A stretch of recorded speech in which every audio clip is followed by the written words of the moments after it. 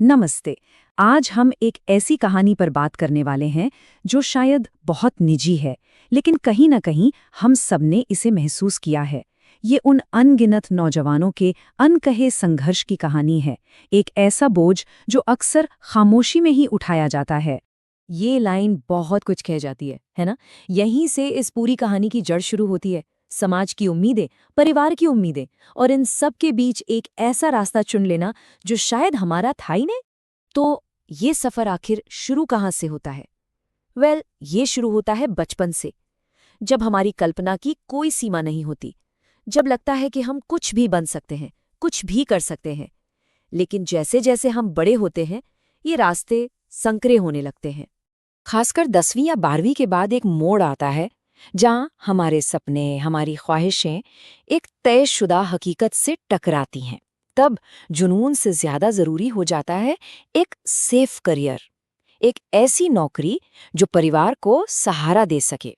और ये समझना बहुत ज़रूरी है कि ये फैसले ये किसी स्वार्थ के लिए नहीं लिए जाते। इनके पीछे एक कर्तव्य की भावना होती है, एक उम्मीद होती है कि शायद इस रास्ते पर चलकर हम अपने परिवार को एक बेहतर कल दे पाएंगे। तो अब हम कहानी के अगले पड़ाव पर आते हैं।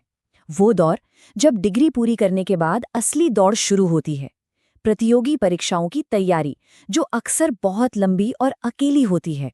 ये एक लंबा सफर होता है जो कई साल तक चलता है। बीटेक जैसी डिग्री का मिलना तो बस एक शुरुआत है, मंजिल नहीं। असली संघर्ष तो इसके बाद शुरू होता है। और ये सिर्फ शहर बदलना नहीं होता, ये एक तरह से समाज से कट जाना होता है, एक छोटे से कमरे में सिमट जाना, जो धीरे धीरे भावनात्मक तौर पर बहुत भारी पड़ने लगता है। उम्र 23 साल, बस तैयारी चल रही है। 1 साल और निकल गया।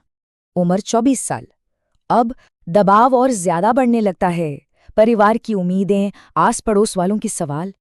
और फिर आती है 25 की उम्र। अब यह एहसास बहुत गहरा हो जाता है कि दोस्त आगे बढ़ रहे हैं, उनकी जिंदगियां बदल रही हैं, और हम शायद उसी एक कमरे में कहीं पीछे छूट गए हैं। तो चलिए अब इस बाहरी दौड़ से थोड़ा हटकर उस अंदरूनी कीमत पर ध्यान देते हैं जो इस जद्दोजहद में चुकानी पड़ती है। इसका हमारे मन पर क्या असर होता है? ये एक लाइन शायद उस पूरे एहसास को बयां कर देती है। जब लगता है कि जिंदगी के सबसे अच्छे साल बस खामोशी और अकेलेपन में गुजर रहे हैं। दर्द होता है उम्मीदों के बोझ का, और सबसे ज्यादा ये दर्द होता है अकेलेपन का, जब आपके पास कोई ऐसा दोस्त नहीं होता जिससे आप अपने मन की बात कह सकें। अब कहानी एक ऐसे मोड़ पर पहुंच रही है जहां ये मानसिक और भावनात्मक दबाव असहनीय होने लगता है, टूटने की कगार पर।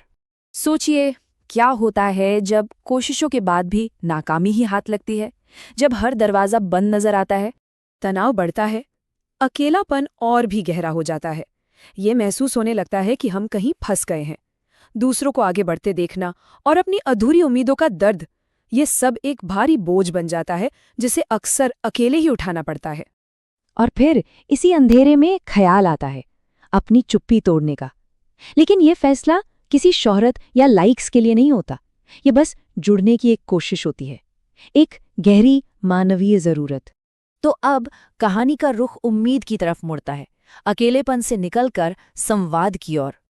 सोचिए, सालों से जो बातें मन में दबी थीं, उन्हें पहली बार आवाज देना कितना जरूरी हो जाता है। ये सिर्फ एक कहानी सुनाना नहीं, बल्कि अपने अंदर के बोझ को हल्का करना है।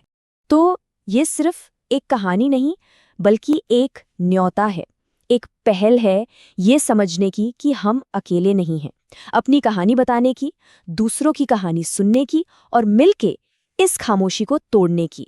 तो आखिर में ये सवाल हम सबको सोचना है, ऐसी और कितनी अनकही कहानियां हमारे आसपास हैं।